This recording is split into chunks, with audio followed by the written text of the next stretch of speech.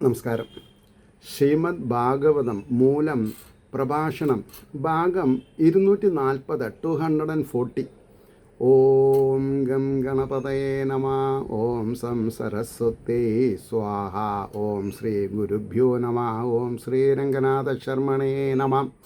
നാരായണ നാരായണ നാരായണ നാരായണ നാരായണ നാരായണ നാരായണ നാരായണ നാരായണ നാരായണ നാരായണ. ഓം ശ്രീകൃഷ്ണാർപ്പണമസ്തു. ഓം ശ്രീകൃഷ്ണായ പരമാത്മനേ നമ. ശ്രീകൃഷ്ണായ പരബ്രഹ്മണേ നമ. ഹരേ രാമ രാമ രാമ ഹരേ ഹരേ. ഹരേ കൃഷ്ണ കൃഷ്ണ കൃഷ്ണ ഹരേ ഹരേ. ഓം ശ്രീ രുക്മിണി സത്യഭാമ സമേത ശ്രീ ഗോപാലകൃഷ്ണസ്വാമിനേ നമാം. ശ്രീമദ് ഭാഗവതം മൂലം പ്രഭാഷണം ഭാഗം 240, തൃതീയ സ്കന്ധം, അധ്യായം 12 49 ശ്ലോകം. തതോ അപരാമുപാദായ സസർഗായ മനോധതേ. ഒരൊറ്റ വരികയുള്ളൂ. അതിൻ്റെ വാക്കാർത്ഥം എന്താ ചോദിക്കുകയാണെങ്കിൽ, അനന്തരം ആ ദേവൻ അന്യാകൃതിയെ സ്വീകരിച്ചിട്ട് സൃഷ്ടിപ്പാനായി കൊണ്ട് വിചാരിച്ചു. അതായത് ഒരു ദേഹം ഒഴിവാക്കി എന്നിട്ട് പുതിയൊരു ദേഹം എടുത്തു എന്നാണ് പറഞ്ഞത്. അപ്പോൾ ബ്രഹ്മദേവൻ മേൽ വിവരിച്ച വിധം വേദത്തെ സൃഷ്ടിച്ച ശേഷം ആ ശരീരത്തെ ഉപേക്ഷിച്ചു. എന്താ കാരണം? ഒരു സൃഷ്ടി, അതൊരു സ്ത്രീയായിരുന്നു, അതിനോട് കാമം തോന്നിയെന്ന. ഇതാണ് ഭാഗവതം പഠിപ്പിക്കണമെന്ന് വിചാരിച്ചാൽ ഇന്നത്തെ സ്ഥിതി എന്തായിരിക്കും? ബ്രഹ്മദേവനെ പോലെ ശരീരം ഉപേക്ഷിക്കാനേ യോഗം ഉണ്ടാവുള്ളൂ ആൾക്കാർക്ക്. കാരണം ഞാനത് ക്ലിയർ ചെയ്ത് തരാം. മനസ്സുകൊണ്ട് വ്യഭിചരിക്കരുത് എന്നൊരു ചൊല്ലുണ്ട്. എന്നാൽ ശരീരം കൊണ്ട് വ്യഭിചരിച്ചാൽ പാപമില്ല അത്ര. എന്താ അങ്ങനെ പറയാൻ കാരണം? അതിൻ്റെ ഗ്രാവിറ്റി ഞാൻ പറയാൻ കാരണം, ചെയ്യാൻ പാടില്ലാത്തതാണ്. അതിനാണ് ഈ വിവാഹം വെച്ചിട്ടുള്ളത്. അതൊക്കെ മനസ്സിലാക്കുമ്പോഴാണ് സനാതനധർമ്മത്തിൻ്റെ ഇൻട്രിക്കസീസ്, അതിൻ്റെ ഡെപ്ത് എന്താണെന്നുള്ളത് നമുക്ക് മനസ്സിലാവുക. അപ്പോൾ ബ്രഹ്മദേവൻ മേൽ വിവരിച്ച വിധം വേദത്തെ സൃഷ്ടിച്ച ശേഷം ആ ശരീരത്തെ ഉപേക്ഷിച്ച് അന്യശരീരത്തെ സ്വീകരിച്ച് സൃഷ്ടിപ്പാനായി കൊണ്ട് ഒരുങ്ങി എന്ന് പറഞ്ഞു. 50 ശ്ലോകം. ഋഷീണാം ഭൂരിവീര്യാണാം അഭിസർഗം അവിസ്തൃതം ജ്ഞാത്വാ തദ്ഹൃദയേ ഭൂയശ്ചിന്തയാമാസ കൗരവ. അതായത് അധികരിച്ച വീര്യത്തോടു കൂടിയവരാണെങ്കിലും ഋഷികളുടെ സൃഷ്ടികർമ്മം അധികരിക്കാത്തതിനെ അറിഞ്ഞിട്ട്, അതായത് ശരിക്കും നടന്നില്ല, ഹേ വിതുര, പിന്നെയും മനസ്സിൽ ബ്രഹ്മാവ് ആലോചിച്ചു. അതിൻ്റെ ഭാവാർത്ഥം പറയണു. ലോക സൃഷ്ടിയുടെ അഭിവൃദ്ധിക്കായിട്ട് പ്രജകളെ ജനിപ്പിക്കുന്നതിന് മതിയായ വീര്യസമൃദ്ധിയുള്ള മരീചിയാദി മഹർഷിമാരെ ബ്രഹ്മാവ് ആദ്യമേ സൃഷ്ടിച്ചിട്ടുണ്ട്, അവർ സൃഷ്ടിക്കുന്നുമുണ്ട്. എങ്കിലും ആ സൃഷ്ടി ലോക അഭിവൃദ്ധിക്ക് മതിയായ വിധത്തിൽ അധികരിക്കുന്നില്ലെന്നറിഞ്ഞതുകൊണ്ട് വീണ്ടും സൃഷ്ടിക്കാൻ ആലോചിച്ചു എന്നാണ് പറഞ്ഞത്. 51 ശ്ലോകം. അഹോ അത്ഭുതമേ തന്മേ വ്യാപൃതസ്യാപി നിത്യത നഹേ തന്തേ പ്രജാനൂനം ദൈവം അത്ര വിഘാതകം. അത്യാശ്ചര്യം, എപ്പോഴും വ്യാപരിച്ചു കൊണ്ടിരിക്കുന്ന എൻ്റെ പ്രജകൾ വർദ്ധിക്കുന്നില്ല. ഇതിൽ ദുരദൃഷ്ടം, പ്രതിബന്ധം ഉണ്ട് എന്ന് പറഞ്ഞു. അതിൻ്റെ ഭാവാർത്ഥം ബ്രഹ്മാവിൻ്റെ ചിന്തയെ വിവരിക്കുന്നു. നമുക്കറിയണമല്ലോ എന്താണ് ഇങ്ങനെ ചിന്തിക്കണത് എന്നറിയണ്ടേ. നമുക്ക് നമ്മുടെ കാര്യം ചിന്തിക്കാൻ സമയമില്ല, ബ്രഹ്മാവിൻ്റെ കാര്യങ്ങളും ചിന്തിക്കാം. ചിലപ്പോൾ നല്ലത് വല്ലതും കിട്ടിയാലോ. എപ്പോഴും പ്രജാഭിവൃദ്ധിക്ക് വേണ്ടി വ്യാപരിച്ചു കൊണ്ടിരിക്കുന്ന ഞാൻ, എങ്കിലും എൻ്റെ സൃഷ്ടി അഭിവൃദ്ധിയെ പ്രാപിക്കുന്നില്ലല്ലോ. അത്ഭുതം തന്നെ. ഇതിന് ദുരദൃഷ്ടം തന്നെ പ്രതിബന്ധമായിരിക്കുന്നത്. ദുരദൃഷ്ടം, കാണുന്നത് തെറ്റ് അല്ലെങ്കിൽ തെറ്റിനെ കണ്ടതിൽ പറഞ്ഞു മനസ്സിലായോ? ദുരദൃഷ്ടം. അടുത്തത് 52-ാമത്തെ ശ്ലോകം. ഏവം യുക്തകൃതസ്തസ്യ ദൈവം ച അവേക്ഷതസ്തഥാ കസ്യ രൂപം അഭൂദ്വേധാ യത് കായം അഭിചക്ഷതേ. യുക്തമായതിനെ പ്രവർത്തിക്കുന്നവനും, അതാണ് വേണ്ടത്, അദൃഷ്ടത്തെ ആലോചിക്കുന്നവനുമായ, ദൃഷ്ടമല്ലാത്തത്. ദൈവം എന്ന് പറഞ്ഞാൽ അദൃഷ്ടം എന്നർത്ഥം. ദൈവത്തിനെ കാണാൻ പറ്റില്ല. അതുകൊണ്ടാണ് നമ്മൾ ഈ ഭഗവതിയുടെ പ്രതിപുരുഷനായിട്ട് കോമരം, വെളിച്ചപ്പാട്, വേട്ടയ്ക്കരന് കോമരം എന്നൊക്കെ തീരുമാനിച്ചിട്ടുള്ളത് എന്താ? അങ്ങനെയാണ്. അപ്പോൾ ദൈവം അദൃഷ്ടത്തെ ആലോചിക്കുന്നവനുമായ ആ ബ്രഹ്മാവിൻ്റെ ആകൃതി രണ്ടായിട്ട് ഭവിച്ചു. യാതൊന്നിനെ ദേഹം എന്ന് പറയുന്നു. ഇനി അതിൻ്റെ ഭാവാർത്ഥം. ഉചിതമായി പ്രവർത്തിക്കുന്ന ഭഗവാന്റെ പ്രസാദം എപ്പോൾ സിദ്ധിക്കും? ഒരു ക്വസ്റ്റ്യനാണതല്ലേ. ഉചിതമായി പ്രവർത്തിക്കുന്ന ഭഗവാന്റെ പ്രസാദം എപ്പോൾ സിദ്ധിക്കും? തന്നിമിത്തം ഉദ്ദേശത്തെ വിഘ്നപ്പെടുത്തുന്ന ദുരദൃഷ്ടം എപ്പോൾ നശിക്കും? അതായത് പോരായ്മകൾ എപ്പോൾ നശിക്കും? എപ്പോൾ പ്രയത്നം സഫലമാകും? ഈ ചോദ്യങ്ങളൊക്കെ സാധാരണക്കാരൻ്റെയാണ്. അപ്പോൾ ഈ പുരാണങ്ങളിൽ ചോദ്യ ഉത്തരമായിട്ടാണ് വേദവ്യാസ മഹർഷി കാര്യങ്ങൾ പറഞ്ഞ് മനസ്സിലാക്കി തരാം.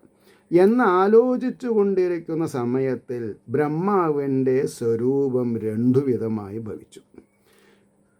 ബ്രഹ്മാവിൻ്റെ സംബന്ധിയാകുന്നു ഇത് എന്ന് വിൽപ്പത്തിയെ അവലംബിച്ചിട്ട് ആ രൂപത്തെ രണ്ടായി ഭവിച്ച ആകൃതിയെ ദേഹം എന്ന് മഹാന്മാർ പറയുന്നു. കായം, LG അല്ല, കായം. സംസ്കൃതത്തിലെ കായം എന്ന് പറഞ്ഞാൽ ശരീരം എന്നർത്ഥം.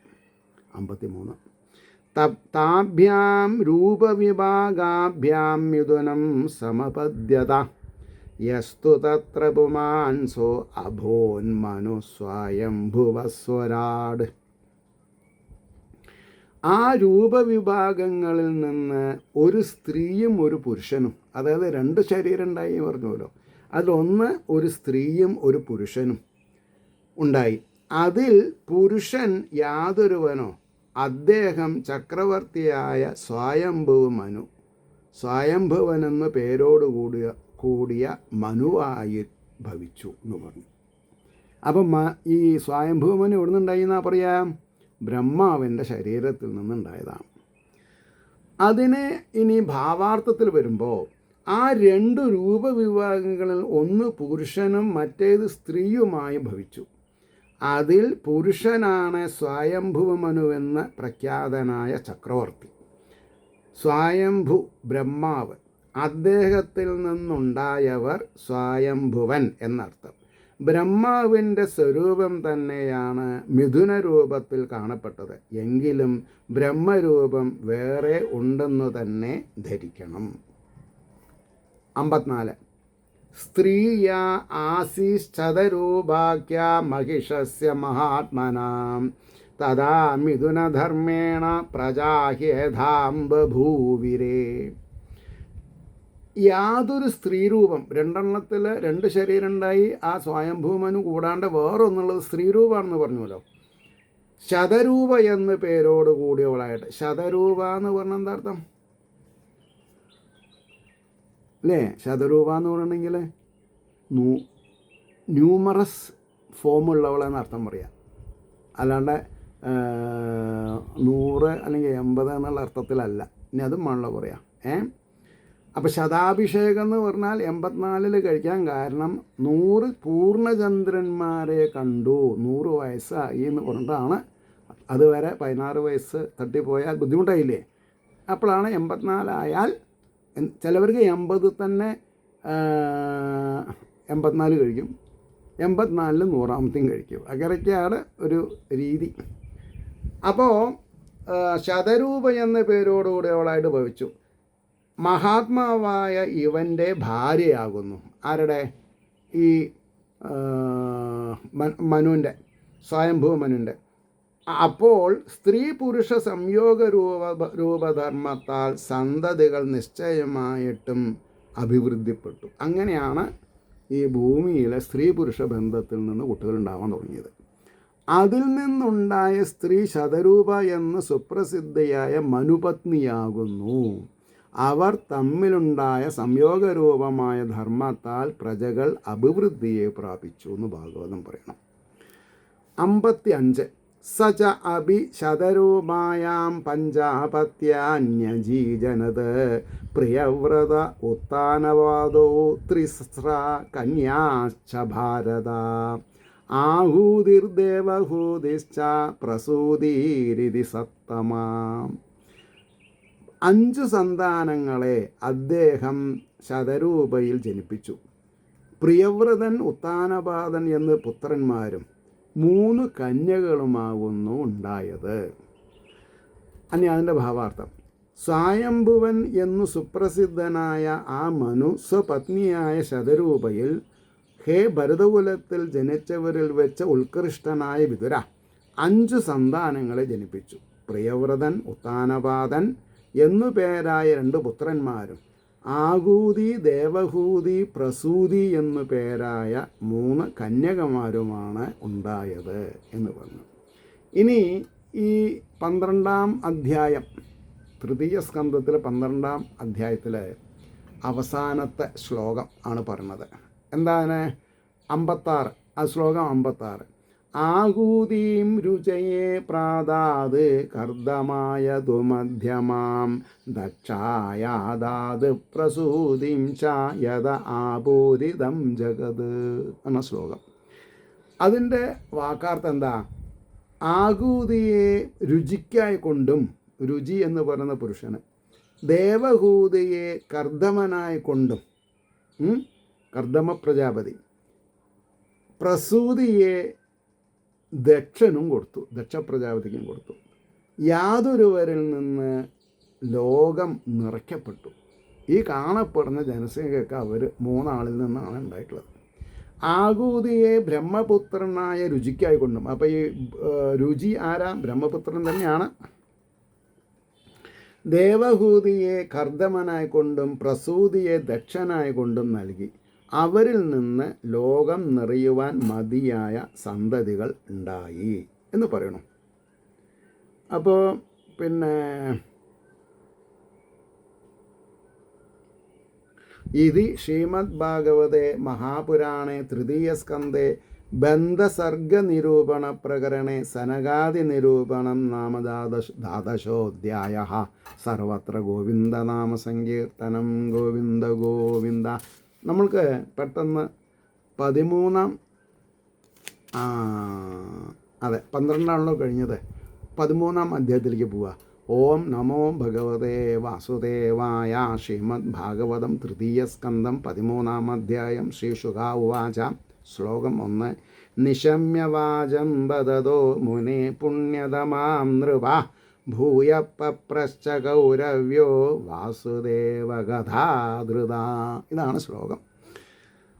ഉപദേശിക്കുന്ന മുനിയുടെ ഏറ്റവും പുണ്യമായിരിക്കുന്ന വാക്കിനെ കേട്ടിട്ട്, ഹേ രാജാവേ,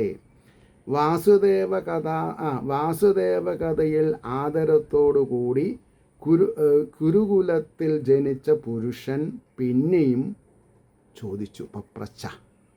ശ്രീ ശുകമുനി പറഞ്ഞു. ആരോട്? പരീക്ഷിതനോട്.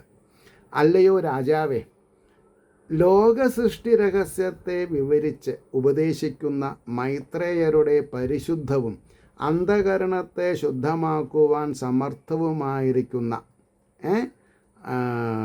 വാക്കുകേട്ട് സന്തോഷിച്ചും അന്ധകരണത്തിൻ്റെ അധിഷ്ഠാന ദേവതയായ വാസുദേവൻ്റെ, ഇത് നമ്മൾ പ്രത്യേകം ശ്രദ്ധിക്കണം. അതായത് നമ്മുടെ മനസ്സിൽ 4 ദേവന്മാരുണ്ടെന്നാ. ഒന്ന് വാസുദേവൻ, അതാണ് മനസ്സ്. പിന്നെ ചിത്തം. പിന്നെ അഹങ്കാരം, ബുദ്ധി, ഇല്ലേ? ചിത്തം, അഹങ്കാരം, ബുദ്ധി. അപ്പോൾ വാസുദേവൻ, പ്രദ്യുമ്നൻ, അനിരുദ്ധൻ, സംഘർഷണൻ, ഇങ്ങനെ 4 വ്യൂഹങ്ങളാണ് മനസ്സിൽ. ഇതൊക്കെ ഇതൊക്കെ പഠിക്കണം. പഠിക്കുമ്പോഴാണ് നമ്മൾ മോശക്കാരല്ല, V R destined to study സനാതനധർമ്മം. സനാതനധർമ്മത്തിൽ കൂടെ സഞ്ചരിച്ച് മോക്ഷം പ്രാപിച്ച് ജനനം പുനരഭിമരണം ഇല്ലാത്ത അവസ്ഥയെ പ്രാപിക്കാൻ വിധിക്കപ്പെട്ടവരായി തീരണം നമ്മൾ. അല്ലാണ്ട് ഉണ്ണുക ഉറങ്ങുക അങ്ങനെയല്ല. അപ്പോൾ വിതുരർ മൈത്രേയനോട് ചോദിക്കണു. വിതുരാവാച ശ്ലോകം 2. സവൈ സ്വയംഭുവ സാമ്രാട് പ്രിയപുത്ര സ്വയംഭുവ പ്രതിലഭ്യ പ്രിയാം പത്നീം കിം ചകാര തതോ മുനേ. ബ്രഹ്മാവിൻ്റെ പ്രേമപാത്രമായിരിക്കുന്ന പുത്രനും ലോകത്തിൻ്റെ ചക്രവർത്തിയുമായ ആ സ്വയംഭുവൻ പ്രിയ ഭാര്യയെ പ്രാപിച്ചിട്ട് ഹേ മുനെ എന്തു ചെയ്തു എന്ന് ചോദിച്ചു വിതുരരെ. അതിൻ്റെ ഭാവാർത്ഥം. ഇനി മുതൽ 3 പദ്യം വിതുരർ ചെയ്യുന്ന ചോദ്യം. ഹേ മുനെ, അവിടുത്തേക്ക് അറിയാത്തതൊന്നുമില്ല. ബ്രഹ്മാവിൻ്റെ പ്രിയപുത്രനും ലോകാധിപനും സുപ്രസിദ്ധനുമായ സ്വയംഭൂ മനു പ്രിയ ഭാര്യയെ ലഭിച്ച ശേഷം എന്തു ചെയ്തു? ഇതാണ് ചോദ്യം. ഇനി അടുത്ത ശ്ലോകം 3. ചരിതം തസ്യ രാജർഷേർ ആദിരാജസ്യ സത്തമ ബ്രൂഹി മേ ശ്രദ്ധദാനായ വിശ്വക്സേനാശ്രയോ ഹ്യസോ. ഹേ ശ്രേഷ്ഠപുരുഷ, ആദിരാജാവും രാജർഷിയുമായ അദ്ദേഹത്തിൻ്റെ ചരിത്രത്തെ ശ്രദ്ധ വച്ചിരിക്കുന്ന എന്നോട് പറയണമേ. ഈ മഹാൻ ശ്രീനാരായണനെ ആശ്രയിച്ചിരിക്കുന്നവനാകുന്നുവല്ലോ. ഹേ സത്തമ, സത്വഗുണനിധി എന്നൊക്കെ അർത്ഥം പറയണം.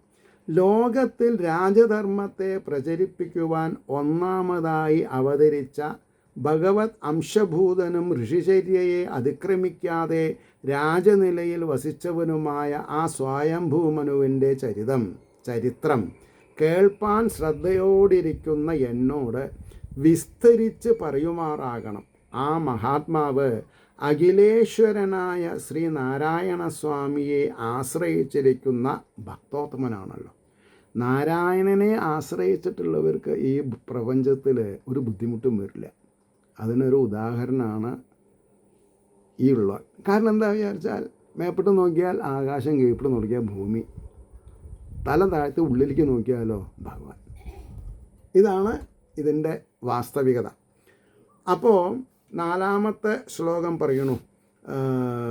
അപ്പോൾ പറഞ്ഞു, ശ്രീനാരായണ സ്വാമിയെ ആശ്രയിച്ചിരിക്കുന്ന ഭക്തോത്തമനാണല്ലോ. ആ വിധത്തിലുള്ള പുണ്യപുരുഷന്മാരുടെ ചരിതം അങ്ങയെപ്പോലുള്ള സപ്തമന്മാരിൽ നിന്ന് കേൾപ്പാൻ ഇടവരുന്നത് മഹാഭാഗ്യമല്ലയോ എന്ന് ചോദിച്ചു.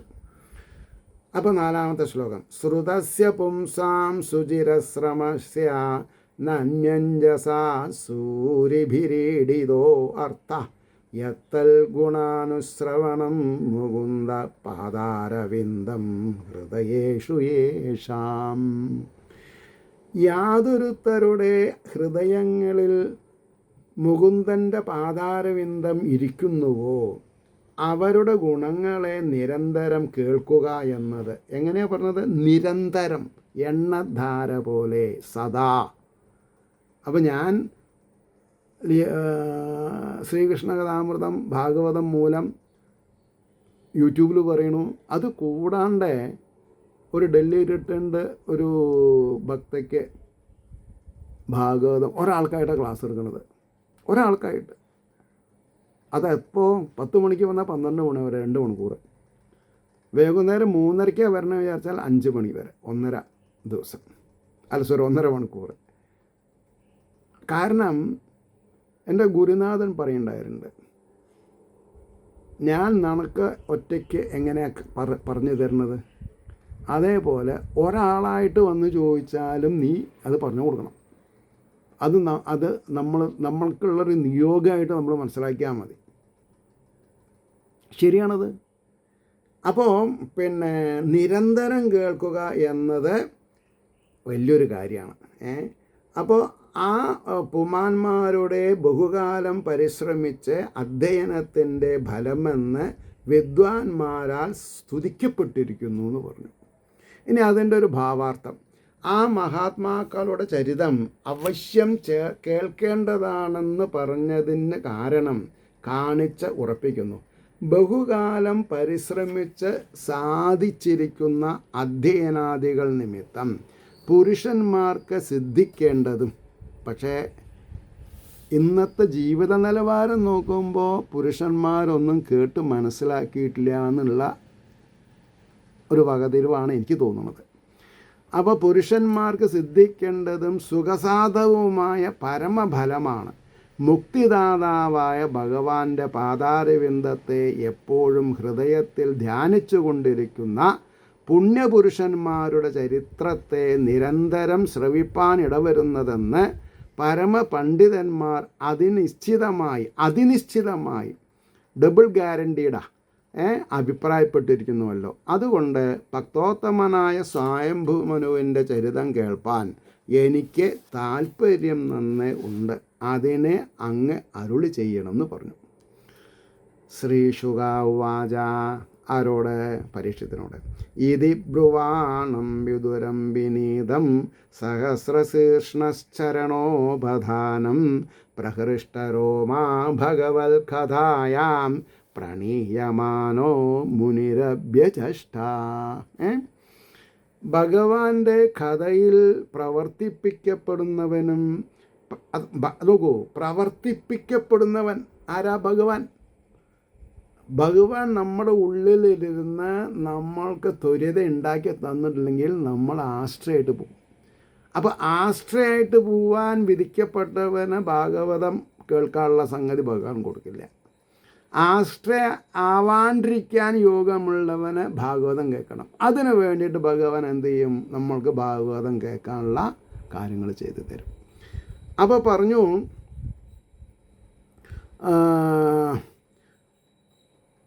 അതെ, പ്രവർത്തിക്കപ്പെടുന്നവൻ, ആ പ്രവർത്തിക്കപ്പെട്ടവൻ എന്നുള്ളതിന് വളരെയധികം അർത്ഥം മനസ്സിലാക്കണം. പ്രകർഷേണ ഉയർന്നു നിൽക്കുന്ന രോമങ്ങളോടുകൂടിയവനുമായ മഹർഷി ഇപ്രകാരം പറയുന്നവനും വിനയമുള്ളവനും 1000 ശിരസ്സുകളുള്ള ഭഗവാന്റെ പാദങ്ങളെ സമ്പർക്കം സിദ്ധിച്ചവനുമായ വിദുരരോട് പറഞ്ഞു. എന്താ അതിൻ്റെ ഒരു ഇൻറ്റൻസിറ്റി എനിക്ക് പറയാൻ വയ്യ. ശ്രീ ശുഗമുനി അരുളി ചെയ്തു. അതിൻ്റെ ഭാവാർത്ഥം: ഹേ രാജൻ, വിദുരർ മഹാത്മാവാണ്. അദ്ദേഹത്തിൻ്റെ ഉത്സംഗത്തിൽ 1000 ശിരസ്സുകളും 1000 കൈകളുമുള്ളവനെന്ന് വേദത്തിൽ പ്രതിപാദിക്കപ്പെട്ടിരിക്കുന്ന പരമപുരുഷനായ ശ്രീകൃഷ്ണ ഭഗവാൻ പാദപത്മങ്ങളെ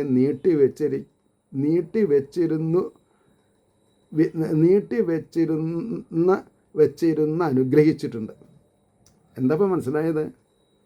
വിദുരരുടെ പരമപുരുഷനായ ശ്രീകൃഷ്ണ ഭഗവാൻ പാദപത്മങ്ങളെ ഈ വിദുരരുടെ മടിയിൽ വെച്ച് വിദുരർ പാദസേവ ചെയ്തിട്ടുണ്ട് ഭഗവാന്റെ. മഹാപുണ്യവാൻ. ആ വിദുരർ എന്നുള്ള 3 അക്ഷരം നമ്മുടെ വായയിൽ വരുമ്പോൾ അദ്ദേഹം ധാർമ്മികമായിട്ടുള്ള കാര്യത്തിന് നിലനിന്നൊരാൾ എന്നുള്ള നിലയ്ക്ക് ധർമ്മത്തിൻ്റെ ഗതികൾ നമ്മൾക്ക് മനസ്സിലാക്കാൻ എളുപ്പമാവും. അദ്ദേഹത്തെ ബഹുമാനിക്കണം, നിന്ദിക്കരുത്.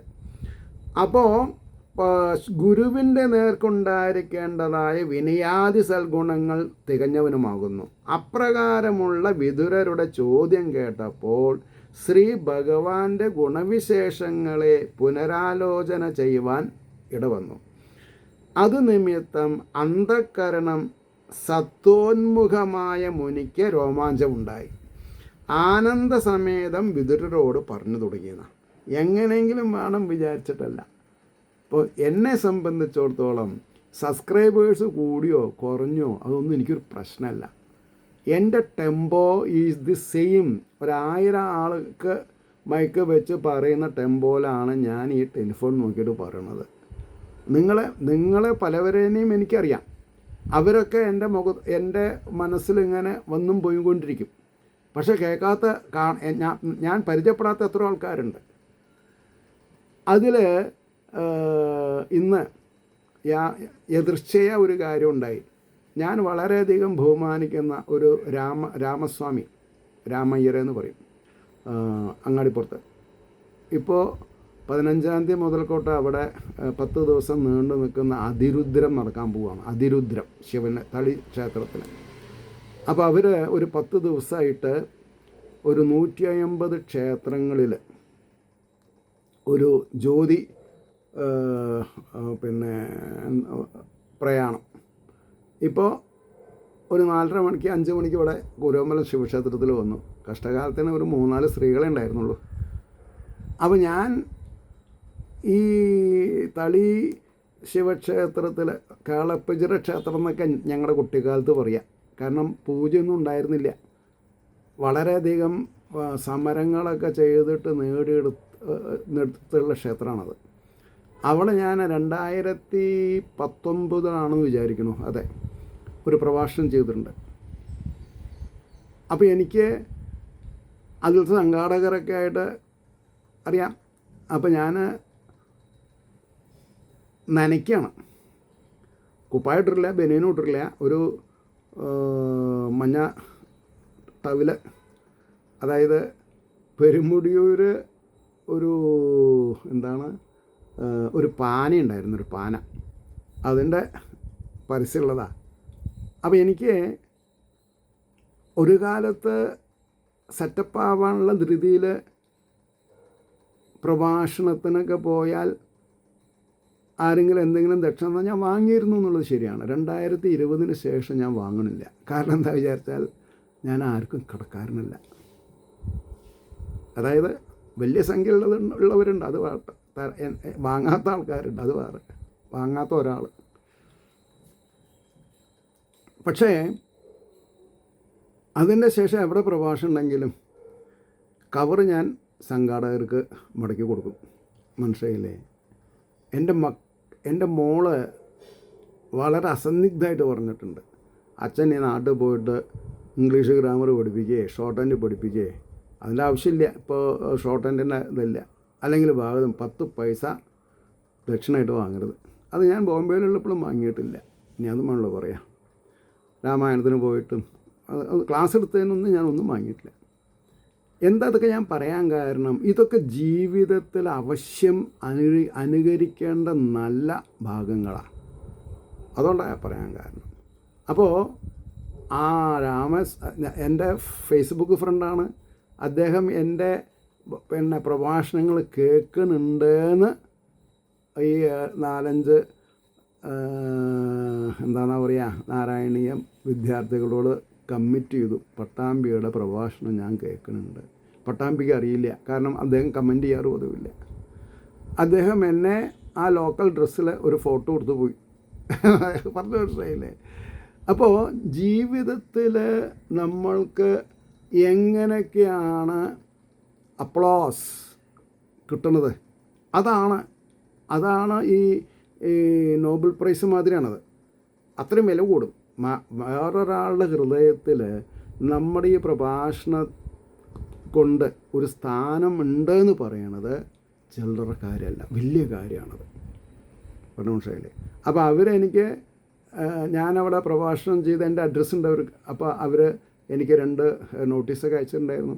അപ്പോൾ അതിൻ്റെ ചെറിയൊരു മര്യാദ ഞാനും ചെയ്തു. അപ്പോൾ ഇതൊക്കെ ഗിവ് ആൻഡ് ടേക്കാണ്. ആരും ഒന്നും പ്രതീക്ഷിച്ചിട്ടല്ല ഈ ഭൂമിയിലേക്ക് വന്നിട്ടുള്ളത്. പറഞ്ഞു മനസ്സിലായില്ലേ? അപ്പോൾ നമ്മുടെ സമ്പദ് വ്യവസ്ഥയ്ക്ക് അനുസരിച്ച് ഇത്തിരി കൊടുത്താൽ അതിന് ഒത്തിരി ഫലം ഉണ്ട് എന്നുള്ളത് ഉറപ്പാണ്. ഇപ്പം നമ്മളെവിടെ നിൽക്കണത്? 5-ാമത്തെ ശ്ലോകത്തിൽ അർത്ഥം പറയുമ്പോഴാണ് ഈ രാമയ്യരെ ഇൻട്രൊഡ്യൂസ് ചെയ്യേണ്ടി വന്നത്. അപ്പോൾ ഇനി നമുക്ക് 6-ാമത്തെ ശ്ലോകം കൂടിയും പറഞ്ഞിട്ട് നിർത്താം. മൈത്രേയാവാച 6 യഥാ സ്വഭാര്യയാ സാകം ജാത സ്വയംഭുവോ മനു പ്രാഞ്ജലി പ്രണതച്ഛേദം വേദഗർഭമഭാഷതാം. തൻ്റെ ഭാര്യയോടുകൂടെ സ്വയംഭുവമനു എപ്പോൾ ജനിച്ചുവോ അപ്പോൾ പ്രകർഷേണ അഞ്ജലിയോടുകൂടിയവനും, അതായത് കൈ കൂപ്പിട്ട് നമസ്കരിച്ചു വരുന്നവനുമായിട്ട് ബ്രഹ്മാവിനോട് പറഞ്ഞു.